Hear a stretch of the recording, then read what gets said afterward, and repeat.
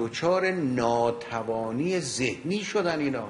A war of words escalating between Washington and Iran today, with Iran's President Hassan Rouhani saying the White House has a mental disability after Donald Trump signed an executive order yesterday imposing new sanctions on Iran. Rouhani calling the move outrageous and idiotic and warning the sanctions have closed off any chance of diplomacy. The fresh sanctions came after Iran shot down a U.S. drone last week, and Trump called off a retaliatory airstrike just minutes before launch, explaining the potential of 150 Iranian casualties was not in proportion to the downing of an unmanned drone. On Twitter, Trump reacting to Rouhani's remarks, posting in part, Iran's very ignorant and insulting statement put out today only shows that they do not understand reality. Any attack by Iran on anything American will be met with great and overwhelming force.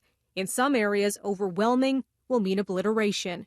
But U.S. National Security Advisor John Bolton, speaking today in Jerusalem, says Washington is still open to talks. The president has held the door open to real negotiations. All that Iran needs to do is to walk through that open door. The U.S. has imposed sanctions on Iran since last year when Trump pulled out of the 2015 Iran nuclear deal. Tensions between the two countries, they've been building since last month, with the U.S. accusing Iran of attacking oil tankers in the Gulf, which Tehran denies. The U.S. is our closest ally. British Foreign Secretary Jeremy Hunt discussing the standoff in Parliament today, saying he can't picture any scenario in which the UK would join the U.S. in a potential war with Iran. Neither side wants war in this situation, but it's very important that there are ladders for people to climb down so that discussions and negotiations can take place.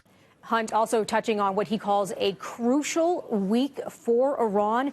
That's because Iran is expected to breach the internationally agreed limit on its stockpile of enriched uranium Thursday. You may remember Tehran gave a 10-day heads up about that last week. Well, now the UK, France, Germany, they're warning Iran not to violate the 2015 nuclear deal.